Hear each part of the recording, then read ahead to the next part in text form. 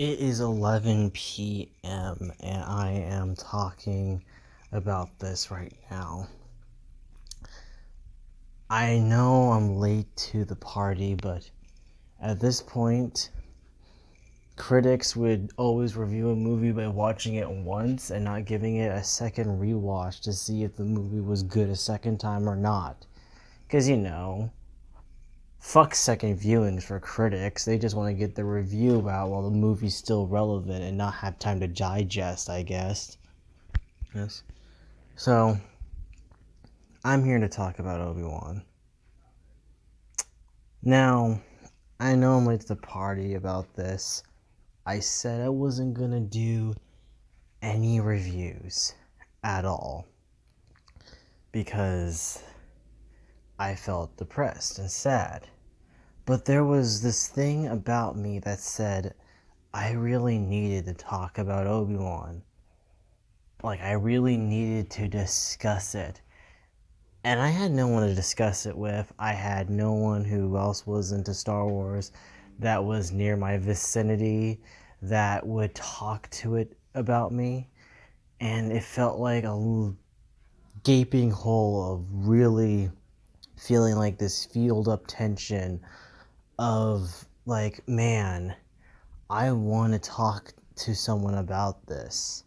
Because I've watched two versions of this show. And I can tell you this, the flaws are there. I have watched two versions of this. I watched the series back to back. I watched this other version of it that came out recently a lot, and noticing glaring flaws still with the show. And I've watched so many reaction videos of people talking about this this show, and a lot of people liked it, and a lot of people had flaws with it. And I was struggling to review this show a lot. I was struggling to review it since day one it came out. I recorded a video for the first two episodes, struggling to say something good about it, or struggling to say something bad about it as well, because I was having a confusing part, wondering, am I enjoying this or am I not enjoying this? As I sit here drinking tequila, talking about Obi-Wan Kenobi, it's starting to make me more talkative about this. And here's the thing. I watched the show. Did I enjoy it? Yes, I did. I loved it.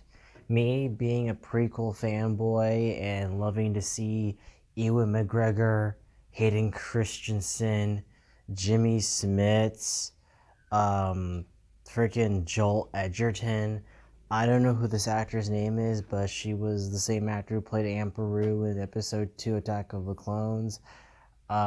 Jimmy Smith back, I think I said him already. Ian McDermott, James Earl Jones, like everyone back, reprising their roles as these characters. It was like me jumping back into 2005 when I first saw Revenge of the Sith in the theater, in the big screen at my local Century Theaters in my home, and watching that movie for the first time and being in the theater so excited as a kid watching a Star Wars movie. It brought me back to those moments. It brought me back to that time. But it also brought me back to a time that isn't that long ago of watching the sequel trilogy and not liking Force Awakens, or hating and dredging the soul-sucking disaster that was Rise of Skywalker. And I was trying to figure out, where am I standing on this show?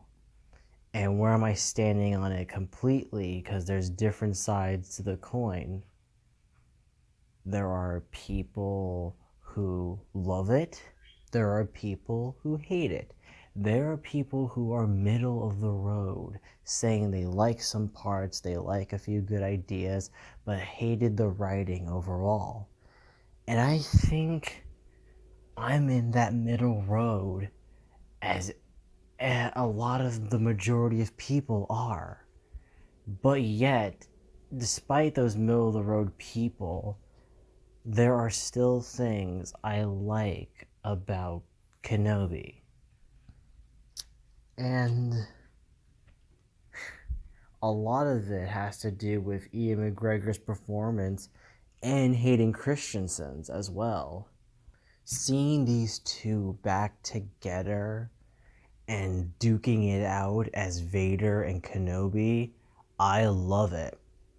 I enjoy it. I thought it was amazing. Especially, like, as much as you say, like, oh, but doesn't this fuck up the continuity when Vader says, when I last met you, I was a learner, but now I'm the master? Well, to be fair, Vader was still learning. In this show, it's shown that Vader is still not smart, or, he's still learning as a Padawan about how the Jedi work, or how they move, or how they act. And Kenobi became unpredictable every time he tries to capture him in the show. And I do like how they present it in the show, of like how Obi-Wan is saying, like, you're a great warrior, but you have much to learn, Anakin. And it shows a lot that he has a lot to learn. I like how they did it in episode 5, but the way they executed it made you question what the fuck, and you start to think this is stupid. Like, for example, I say, and spoilers to anyone who didn't know this, by the way, Liam Neeson is in the show if you didn't know that. It is, I would say this, it's the scene where Vader pulls down a ship and destroys it, but then it finds out it's a decoy, and he's just standing there seeing the other one take off, even though he had so much time to fucking pull the ship and grab it down to get Obi-Wan, but he didn't, which is dumb, which is stupid. And I thought was the worst way of doing that is to show him just there dumbfounded, like, I should have stopped him, which is stupid. He should have done something.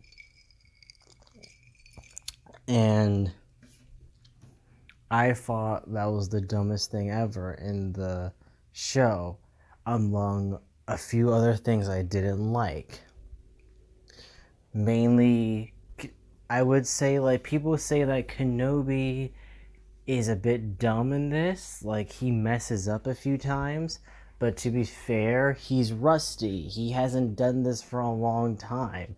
I mean, yeah, you can say common sense. I'm like, yeah, but when was the last time he had to do a mission where he had to play a different person, or be covert, or be a spy? Like, this has been a long time. It's been 10 years. He gets rusty in his old age until he finally gets back into it, like, naturally, which is good. I like that in the show, that it shows that he's trying to get back into it naturally, like how he doesn't pull out his lightsaber when he meets Reva, and he's like struggling to get it back and into it, but when he's like having that fight or flight reflex when he is facing against Vader, it kicks in naturally. Like, it's not like he is like, I'm gonna just pull it out and ignite my lightsaber. No, it's that fight or flight response where he has the lightsaber in his hand, he hears the threat, he hears Vader, and then he ignites that lightsaber like he's back in the Clone Wars. even doing the stance as well to show that he is like, I'm gonna fuck shit up. And I love that way they showed that in the show.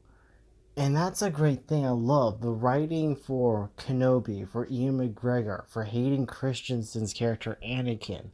I loved those elements because you hear and feel the character development of seeing these two back together, like they haven't left the role of Obi-Wan and Anakin. Like they just naturally um just get into the character with ease. Like they haven't left, they haven't missed their step on it. They actually do well with being that character, and I love that. I love that they did that. Even seeing Joel Edgerton back, even seeing Jimmy Smits back, like Joel Edgerton as Uncle Owen and freaking Jimmy Smits back as Bail Organa, it just feels like they never left. However, I feel like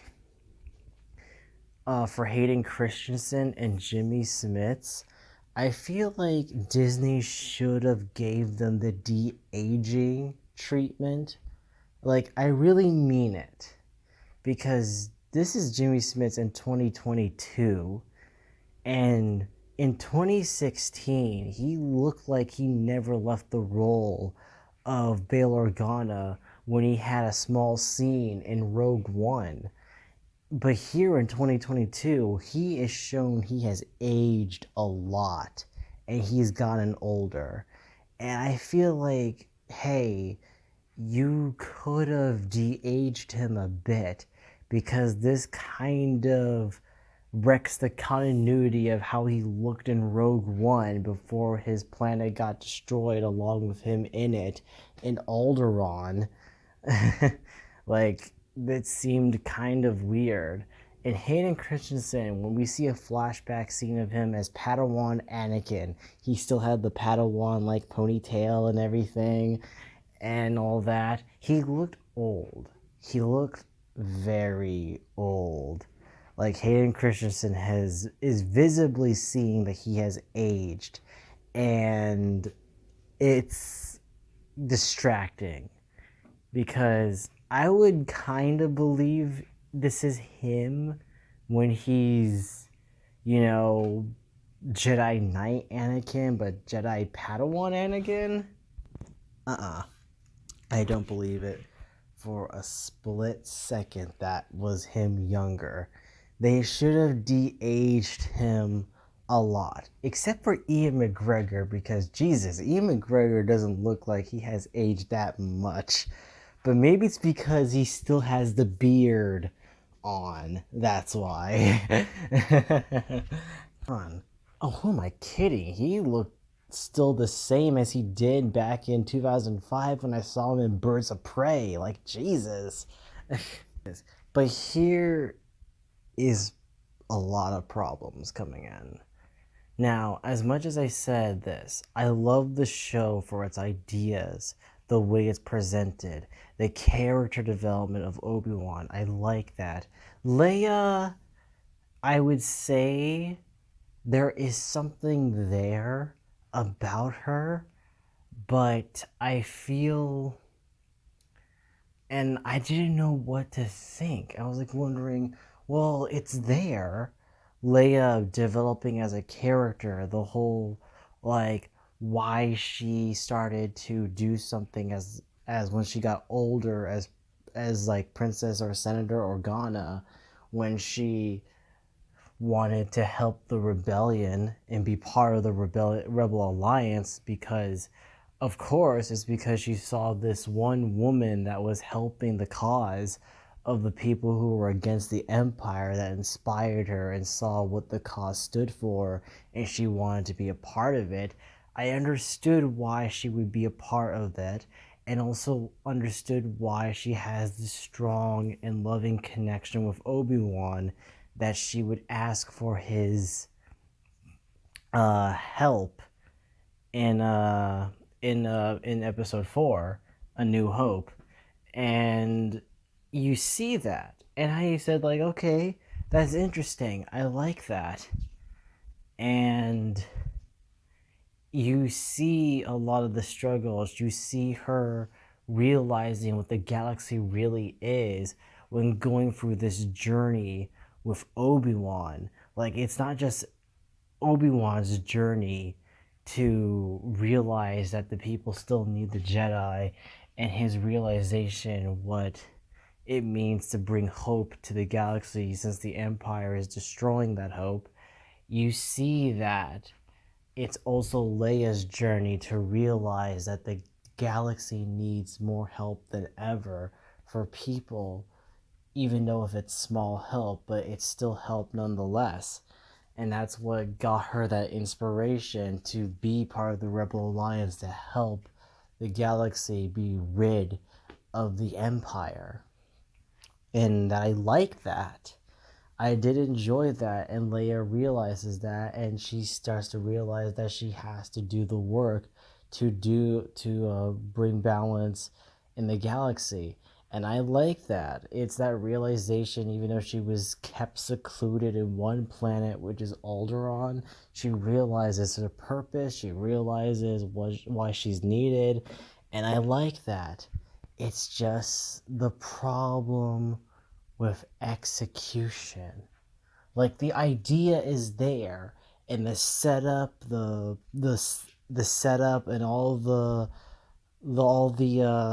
you know the the parts are there. Like, the parts are there, but there's nothing holding it together to make it better. Because it's like it got like rusty screws, or like just horrible like cut cost chassis to hold these parts together in this car to make it fall apart and crumble, but not that much. It crumbles only a bit. And I feel like it has to do with either the writers or studio interference. Because I'm not blaming the director, Deborah Chow. I'm not blaming her at all, because she directed episodes for, I think, Boba Fett and Mandalorian. And I've seen the episodes she's directed for Mandalorian, and I like those episodes. She does great with them. She's a great director. She is not terrible. Great director. I think like the direction style in this show is amazing. And some of the writing shines through when it can, when there are moments that are good. But there's a lot of problems why it doesn't work.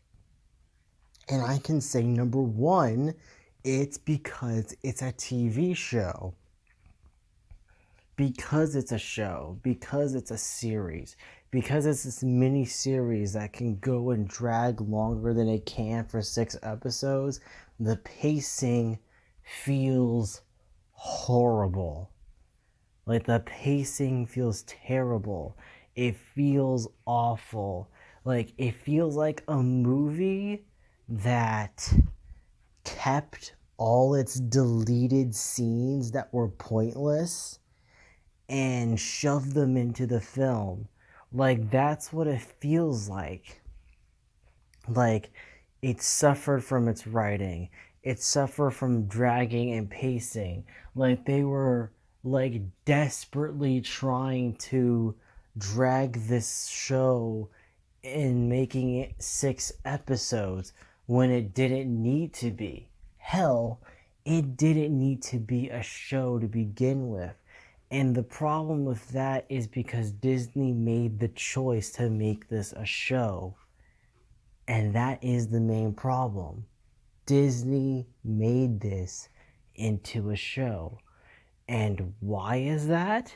As I read from an article, it says that Disney wanted to shift into making this a show because the financial disaster that was Solo, a Star Wars story.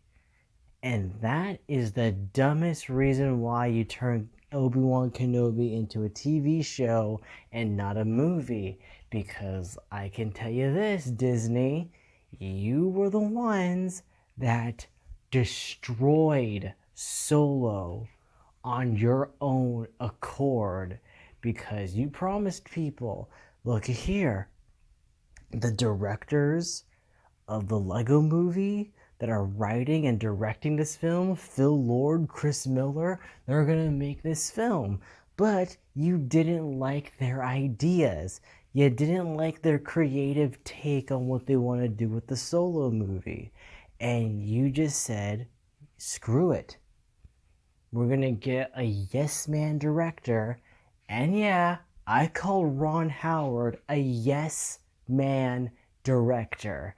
Like, he will take shit for the studio, get a paycheck, so he can fund his next Da Vinci Code movie. I'm not kidding. That fucking series is still going on to this day. I don't know what is Ron Howard's obsession with the Da Vinci Code series, but he's made 3 movies of the Da Vinci Code series at this point, and I'm surprised they're still going to this day.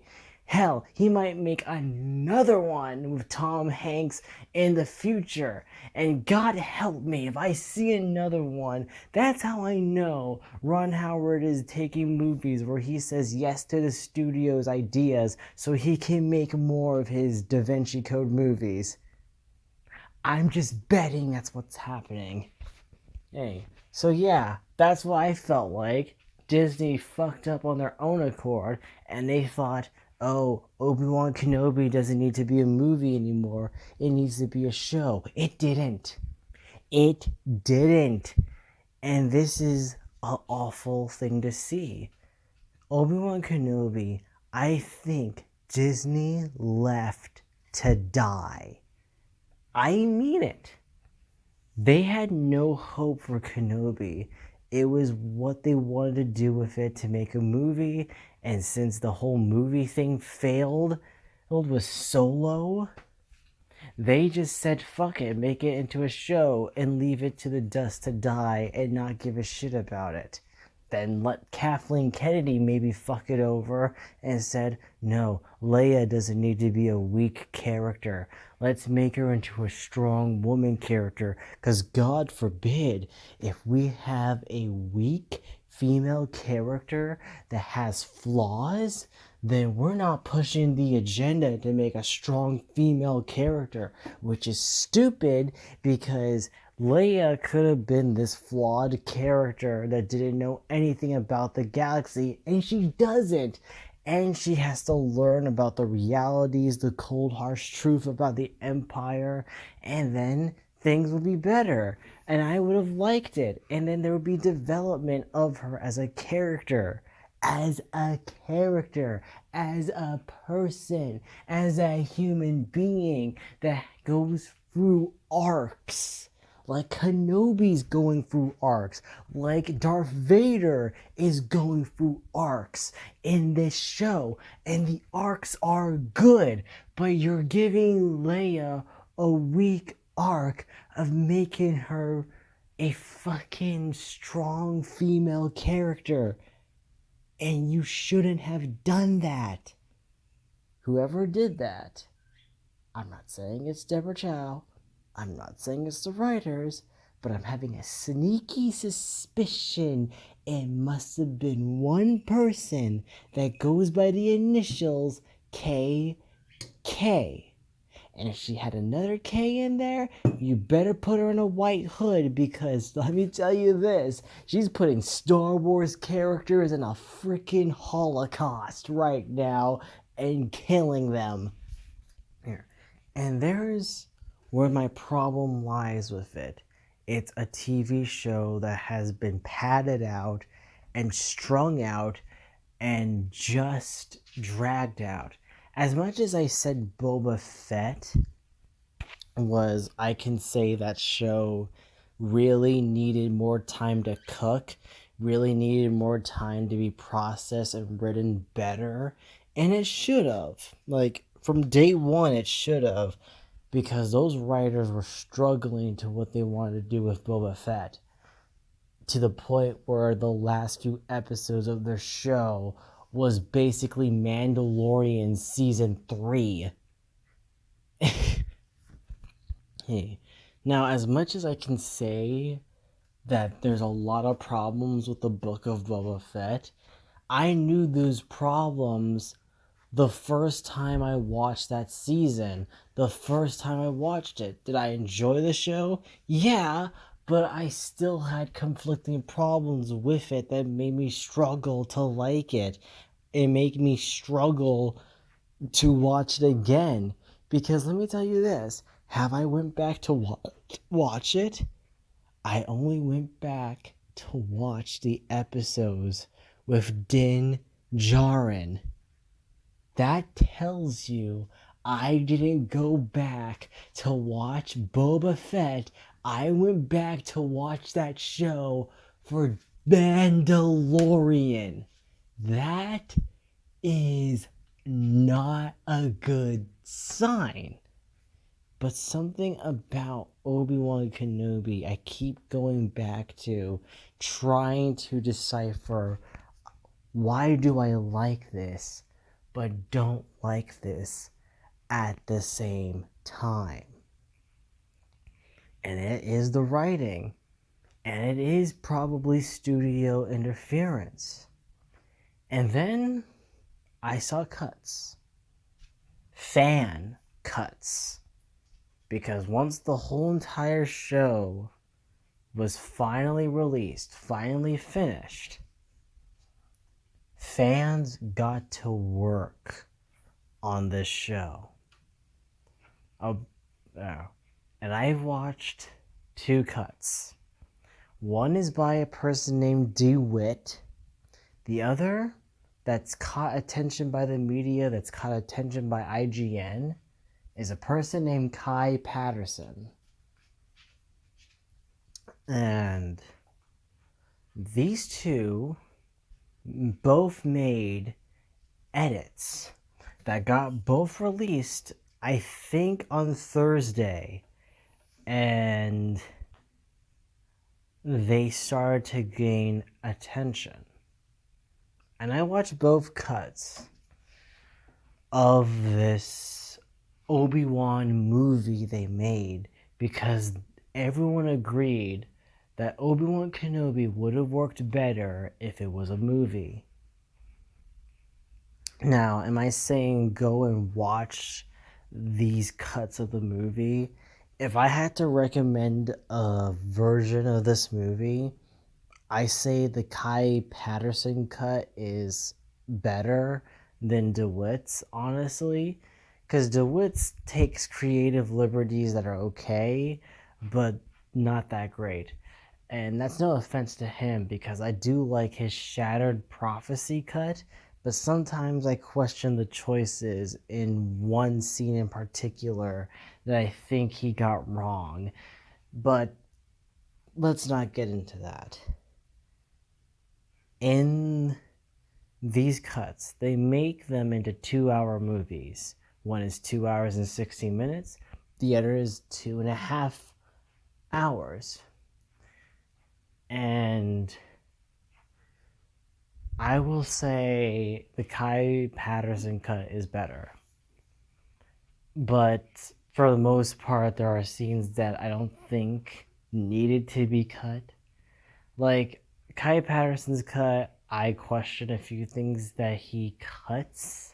Like, why did he cut the scene where where Obi-Wan and Leia are in the alleyway and they communicate and they talk about Luma or Lola, whatever Leia's droid is, and we learn a bit about them? I feel like that was not good to cut, because it was like a connection to see Obi-Wan and Leia talking, and then Leia is talking very like highly intelligent for her age, and Obi-Wan's like, how old are you? 10? You don't sound 10. I thought that was a good line, and I know it's a goofy line, but I like the line where Obi-Wan was like, if anyone asks, you're my daughter. And she's like, granddaughter, maybe. What was that? Nothing. Like, I didn't think that needed to be cut. And DeWitt felt the same way as well. But there were things I didn't like about DeWitt's cut and Kai Patterson's cut. But that's my opinion. DeWitt's cut shows less of the villains and more of Obi-Wan, which I think is terrible because the villains are not established well in DeWitt's cut. I think they were established poorly how it was constructed because I feel like they should have kept the scenes of Tatooine where they first were shown, but cut out a few things that were pointless and dumb. And they did that. And I liked a few things. And this is both with DeWitt and Patterson. DeWitt had a dumb thing I didn't like. And that was the cutting out everything.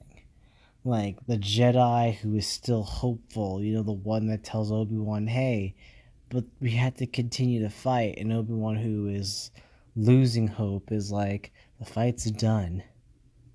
The Jedi are no more. Like, his confidence is gone. And the whole thing about that point of that scene is to show that he should not lose hope and he should actually help Bail Organa get Leia back. And that was a whole pivotal moment of Obi-Wan that gave him that drive to say, okay, I am going to go and save Leia because I feel like the time of the Jedi shouldn't be gone. But DeWitt removes it. And I think I know why he removes it. And it's because Kai Patterson, I looked a little bit about him, not much, but it's shown that he has made a few short films.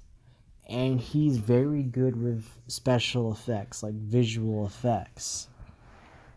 And he does something I think was a smart move to do for Kenobi. And I think this was the best option. Now, there's a scene in episode 1 where the Inquisitors try to find the Jedi, the one that Obi-Wan meets in the desert. And in this scene, the Inquisitors are trying to find this Jedi, while Reva is clearly trying to find Kenobi. Now, here in this scene, they go to a bar to find the Jedi, and the Inquisitors tell the story of how, the Grand Inquisitor tells the story of how easy it is to track a Jedi. And then the Jedi reveals himself after Reva tries to kill, the bartender, basically, the one who runs the bar, in Tatooine, to capture them. But originally, that Jedi escapes. He meets Obi-Wan after, and Obi-Wan tells this Jedi, hey, lose hope. The fight is done. We lost. There's no use fighting. Just live a normal life. Just obey the Empire. And forget it. The time of the Jedi is done. And then it cuts to, Obi-Wan giving the toy to Luke. And then Owen saying, we don't want this toy. Get the fuck away from Luke. And then, of course, we get Reva, who threatens Uncle Owen that she's going to kill his entire family if the people of Tatooine doesn't go, or Mos Eisley doesn't give up the Jedi, because she's that determined to find Kenobi so she can go and kill Vader. so she can get close to him. And I've always was bothered by that because I was like, why doesn't the Inquisitors kill them now? Like, why don't they? And I didn't, and it doesn't make sense.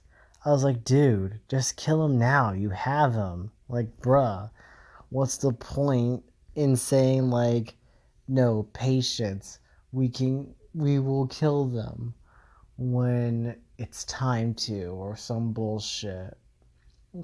Instead, Patterson does this creative thing that I like, where he does this. He makes it look like when Obi-Wan's in town. Like, Obi-Wan's in town, he is like going from his job back to Mos Eisley or Mos Espa, wherever he's in.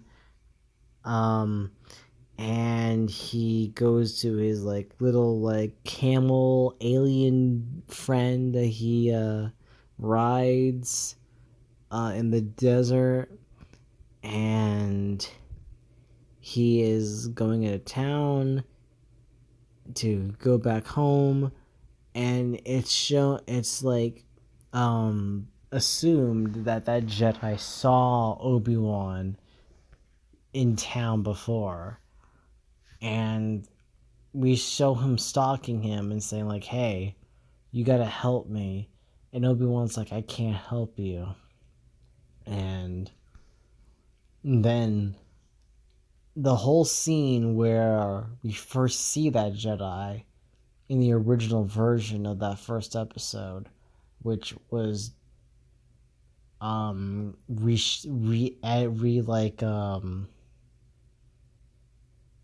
like it was that scene got switched out of order in place of making our first encounter with this so-called hopeful Jedi meets Obi-Wan is the first time we see him.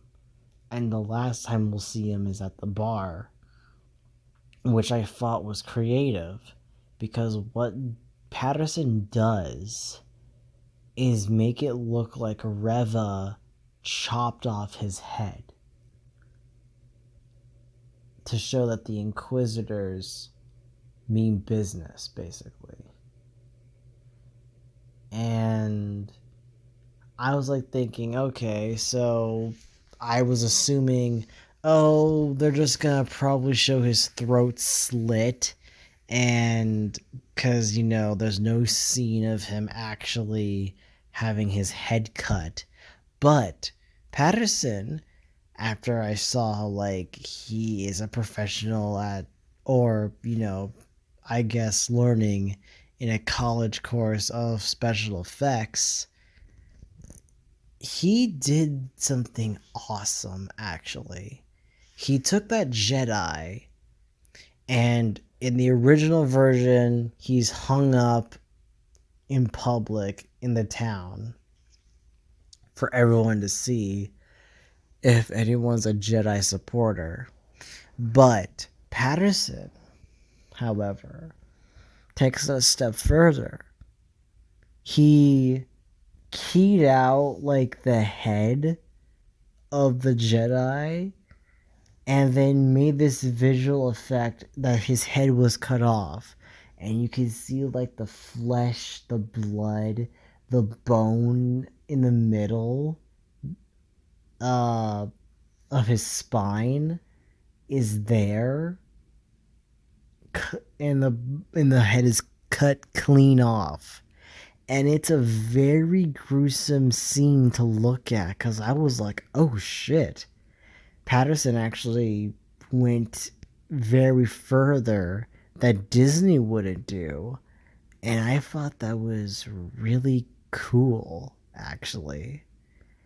And he really sold it, that these Inquisitors killed this Jedi like Reva actually cut off his head. And I thought that was the coolest thing he's done. And that's why I kind of prefer his cut better, because he did something creative with that scene. by rearranging scenes together where we don't see the Inquisitors first. And the best part about this cut of this movie is it doesn't cut to like the show doesn't begin. The show begins basically Order 66, and it's basically Reva's backstory. And Obi-Wan doesn't appear in that fucking episode until Reva's backstory, then the Inquisitors fighting the Jedi at the bar, and then I think it shows Obi-Wan for a few minutes and then cut to Leia in Alderaan. And then that's it. Like, they hijacked this entire show that is supposed to be Kenobi's, and it feels off. What I like about DeWitt and Patterson's cut, both cuts knew that the movie needed to start with Obi-Wan, and that was a smart decision. It had to start with Obi-Wan. It didn't need to start with Reva. It didn't need to start with the Inquisitors. It didn't need to start with Leia. It needed to start with Obi-Wan. And they knew that's how the movie should begin.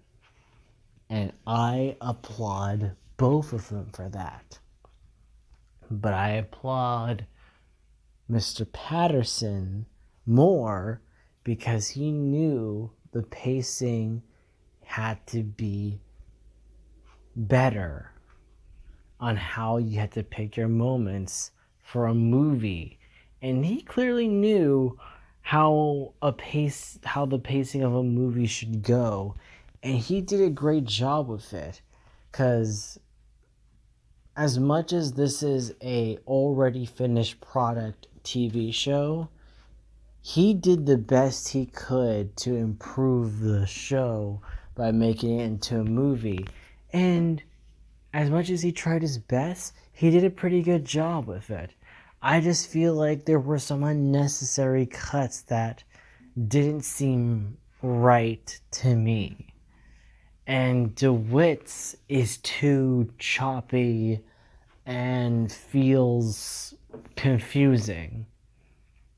Because the whole Reva thing being cut out, or a lot of the Inquisitor stuff cut out, which I thought was like, that doesn't seem right, because you should at least keep some villain scenes in this cut of yours, and you're just focusing it on Obi-Wan, and it kind of makes it feel meh, or it feels like I'm confused, or you're cutting out important stuff that should be explained. Like, how did Reva know where Obi-Wan was going to be at? Because she doesn't know that information unless she gets it from, what was his name? Taja? The Eternal guys is a character, basically. And it doesn't make sense because you don't know where she got that information, let alone the fact about like how did Obi-Wan know about, how does he know that this is a fake Jedi without getting the key evidence to show that he is a fake Jedi? And I think DeWitt had that problem with not showing that. And I kind of fell off. I will admit, I didn't watch DeWitt's cut all the way through because I got annoyed how choppy and very too quick paced it was, because it felt like he was just cutting so much stuff he didn't like that it made it so jarring and no time to breathe in his cut to process everything. And I still stand by my point that DeWitt's cut's not that great. I'm sorry. No offense. I think you did a good job. It's just I don't think it was executed well for a movie. And I get it, it's because it's a show and you're trying to cut out the parts that are bad and you're trying to make up and make them good with the limited resources you have. But to be fair, it wasn't that great to cut out a lot of stuff that I had to think back. Would I have figured things out if I watched this cut first before the original? And the answer is no. Honestly, I think you gotta learn the fact that you gotta know. Well, will the audience know that? If you gotta think from the perspective of what if no one saw the original version? Like, you gotta think that perspective about what if no one saw the original version and they had to figure out what the story is. Because DeWitt's version made it more reliant for you to watch the TV show than the actual cut itself. And Patterson's does better, but also kind of worse for episode 2. And again, it's mainly the scenes between Leia and Obi-Wan that I feel like are essential and important.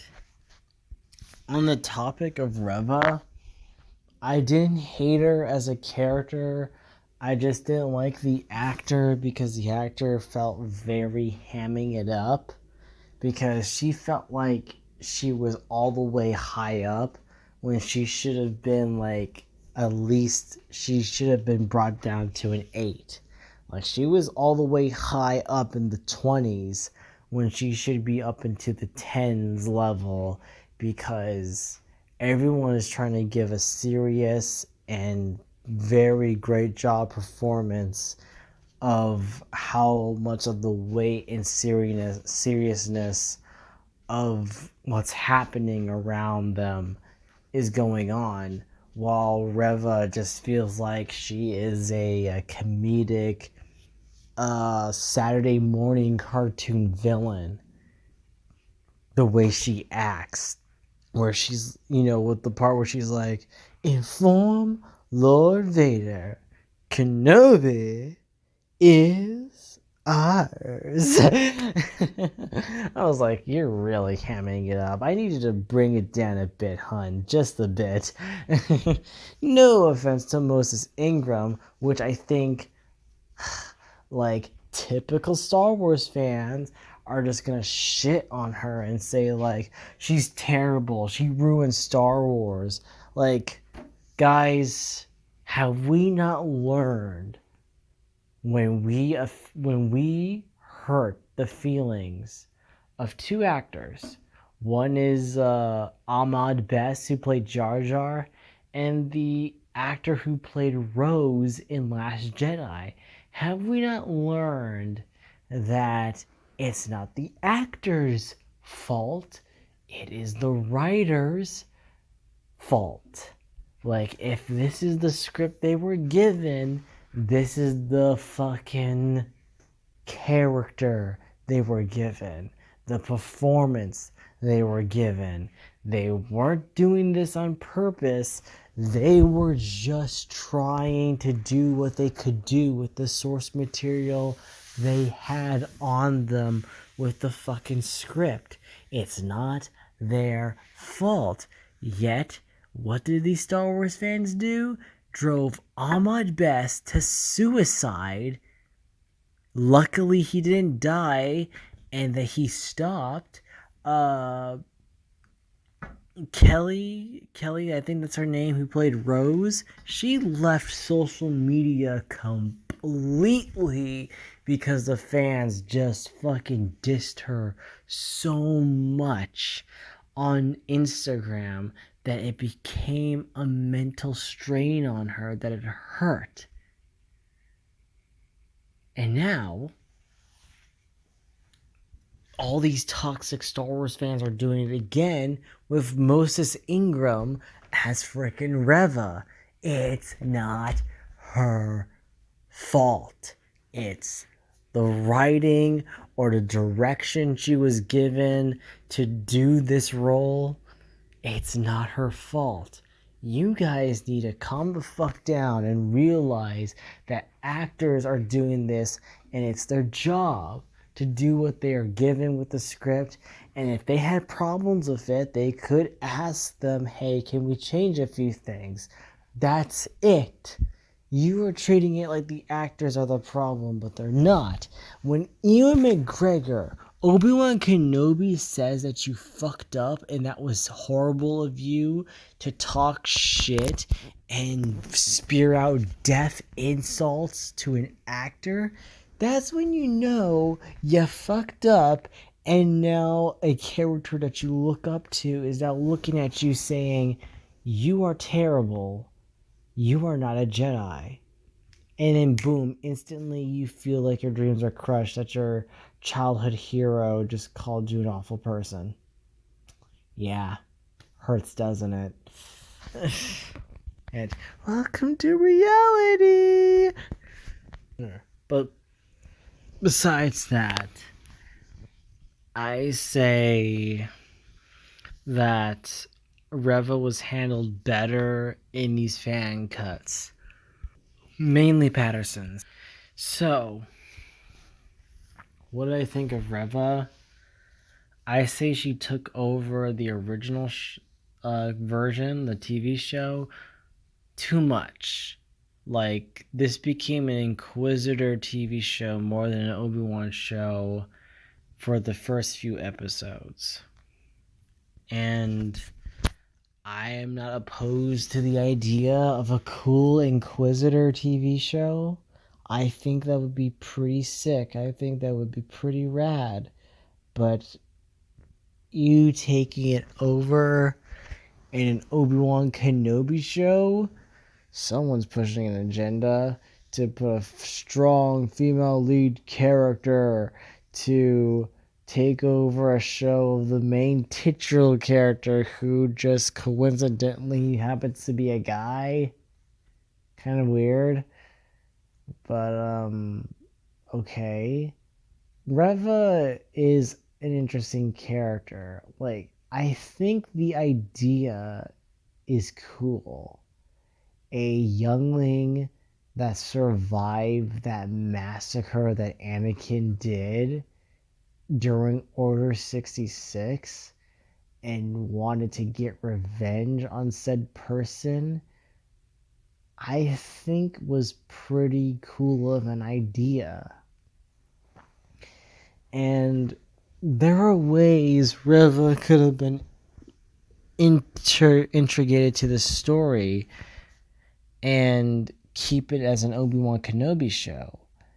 And I think the best part about these cuts is that you begin it with Kenobi and then you get to Reva's backstory and you start to reveal stuff. You don't just start it as the beginning of your Obi-Wan Kenobi TV show and say, yeah, this is an Obi-Wan TV show, but we're starting it with Reva's backstory for some damn reason, which is stupid.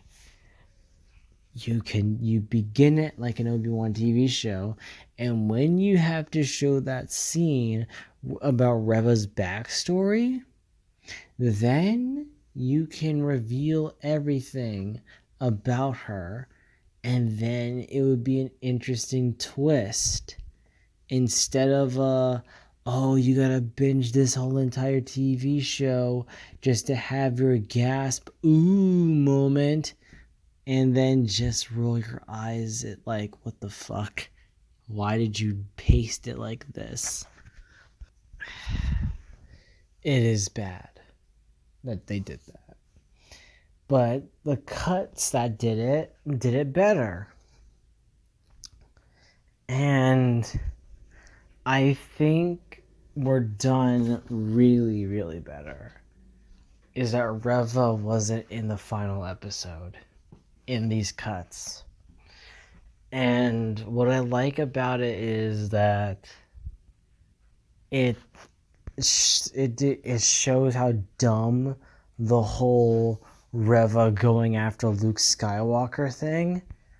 Because I feel like the lesson learned was that revenge blinds you and then gets you killed at the end. Like, I feel like that's the better lesson to what it was given with this, instead of Reva saying, don't become what you fear. And I thought it was dumb because what was the point of it? Because you got stabbed in the fucking gut, which you should have been dead from, because Qui-Gon died from that shit. So why weren't you dead from that shit? And then learning a lesson from Kenobi that you gotta let the past go and know that you weren't gonna become Vader, which I thought was pointless and stupid because it didn't amount to anything. Like, Reva started to realize, oh no, I'm becoming Vader, which didn't amount to nothing. Kenobi comes in trying to find Luke, only for Reva to bring Luke back. And the whole debacle, even though Obi-Wan tried to help and attempt to help Luke, it doesn't change anything with him and Owen until, like, Owen realizes that, wow, Obi-Wan has grown up and learned that Luke needs to be better and be a boy and not be just treated some other chosen one-y warrior. And then it would have been better. But no, they were just like, yeah, let's just add this pointless uh chase or fight scene with Reva and Uncle Owen and Aunt Beru for some damn reason. For pointless reasons. Ugh. Stupid. Stupid. I mean it, stupid. Just showing Reva trying to get her revenge on Vader, and I think this is where DeWitt's version shines more, is when he shows that Vader is taking down the decoy ship, and then Reva is like sneaking up behind him while he's distracted destroying the decoy ship. And when he finally sees the actual ship take off, Reva attacks him, and only Vader could only focus his force powers into stopping the lightsaber that she's trying to attack him with to um to uh to to let the other survivors, the whole entire rebellion, to fly off and live to see another day, which made sense because, like, why would Vader stand there aimlessly like an idiot? And then it makes sense, edit it to make it look like Reva attacked him so the ship can escape at that exact moment. And that would have been cool. But no, you didn't. You just made Vader look like an idiot just standing there like, oh, I guess Obi-Wan bested me. Which I'm okay with the whole Obi-Wan bested Anakin saying that his need for victory blinds him. And there was a compare and contrast of like, yeah, Anakin, you're not very good at this kind of moment, but it fails because you made Vader stand there like an idiot. If you had Reva try to attack him while he tried to grab that ship, then I would understand it. He's like too focused on stopping the blade from killing him. Now, do I love the Vader and Obi-Wan fight scene? Was it cool? Hell yeah, it was cool. Especially the beginning fight scene where Obi-Wan was rusty and Vader was like, now you're gonna feel how I feel, bitch, while I burn you in this fire like I burned in fucking Mustafar with the lava. And It's so poetic seeing that. I love that. I love that scene in episode 3. Like, yeah, Obi-Wan, you want to know how I felt like when I was burned alive in Mustafar? Yeah, this is what it felt like. Let me give you a taste of what that feels like, bitch. And just burn him. And then one of the rebel resistance people, that lady, I can't remember her name, saves Obi-Wan and starts a fire for Vader and the stormtroopers and not go through. And then people question, why didn't Vader just get Obi-Wan when he had the chance to? And I was like, I always assumed when I saw that, when this loader droid was carrying Obi-Wan so he can get him to the Bacta tank.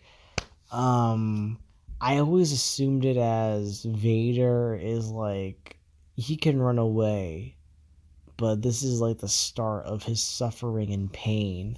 Like, this is Vader playing this game with Obi-Wan, saying like, let's not get him yet.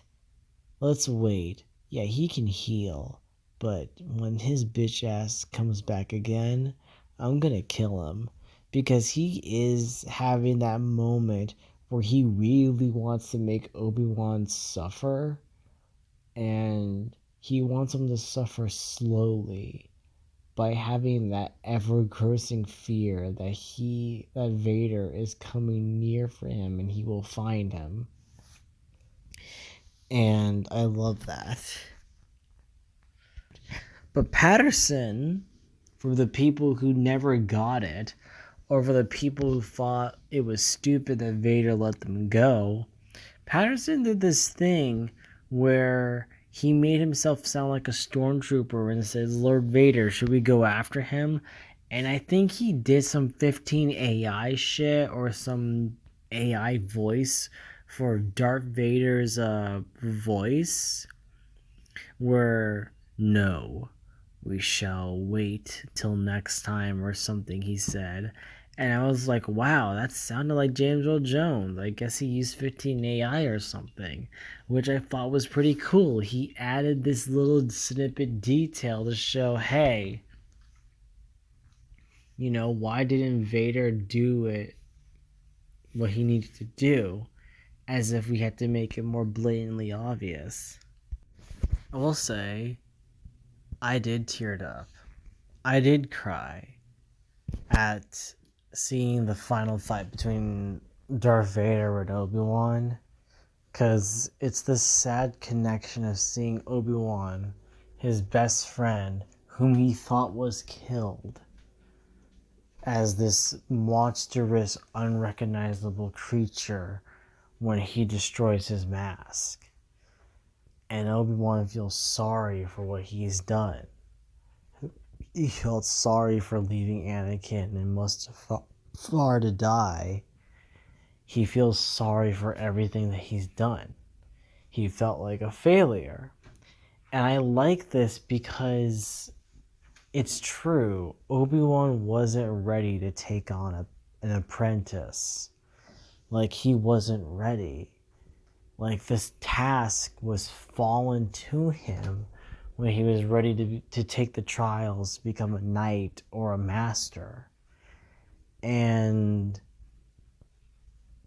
it has fallen into his shoulders because his master, Qui-Gon, told him that he will bring balance to the Force. And Qui-Gon was right about Obi-Wan, where he's like, you have much to learn, Obi-Wan. And he still does. And what I like about this show is Obi-Wan learning from the mistakes, but also learning the teachings of Qui-Gon and everyone else, because he realizes he still does have much to learn. And I'm glad he became more wiser and more like smart for his actions by the end of the series. And I like that. I do love that he does grow more as a character, because you would think that he would lose hope and confidence after the shit that happened to him in episode 3. But no, it would look like, oh, he's over it and he's become wiser and smarter throughout the years. But there was that time gap period where he lost hope. And when he lost hope, it felt bad. And now, seeing him develop more as a character in here after seeing Anakin as Darth Vader and trying, and then, his certain point of view bullshit where he says, like, well, technically, your father told me that he basically killed himself and that you didn't, because he said you didn't kill Anakin Skywalker. I did. And that little smirk and smile by Hayden Christensen, that kind of scared the fuck out of me. And it is a depressing scene where he's like, Obi-Wan!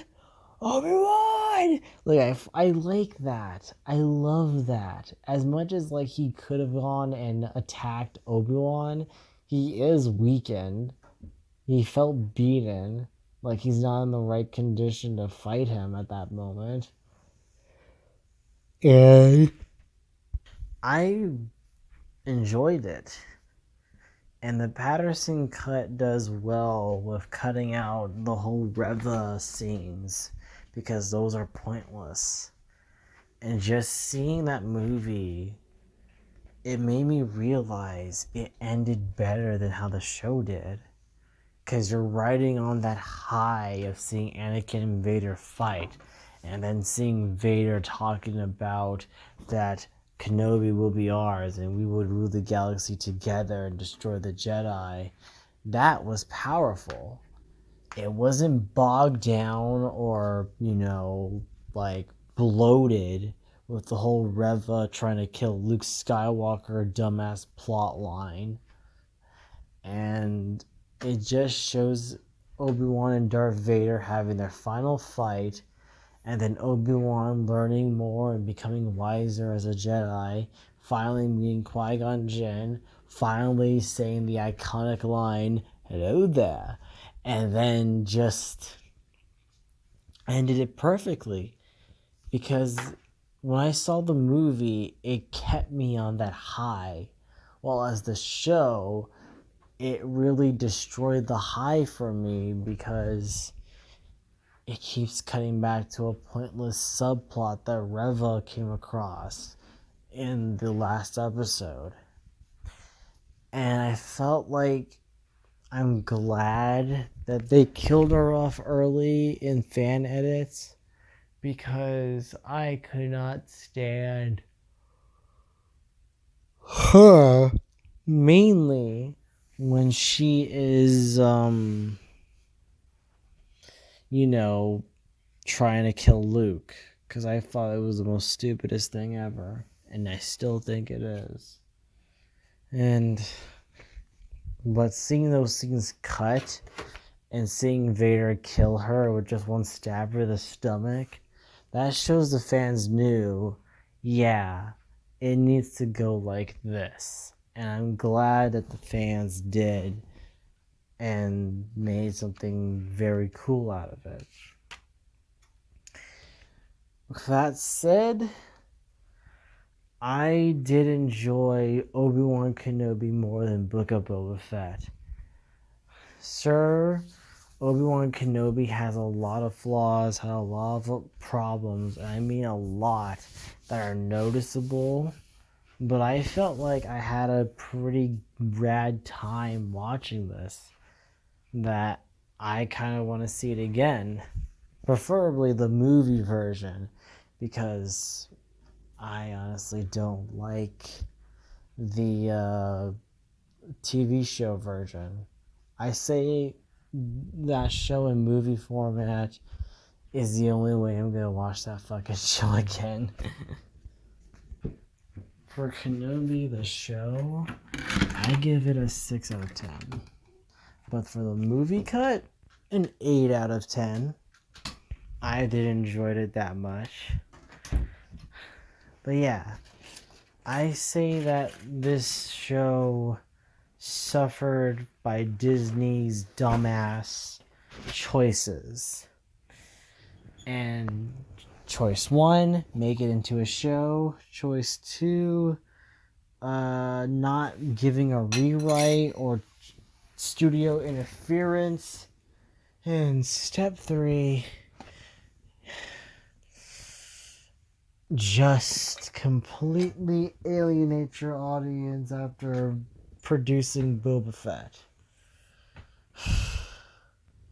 It is very frustrating to know about this, but the best things are that this fan edit shows that there are Star Wars fans that actually enjoyed this show and wanted to edit it to see how it really should have gone.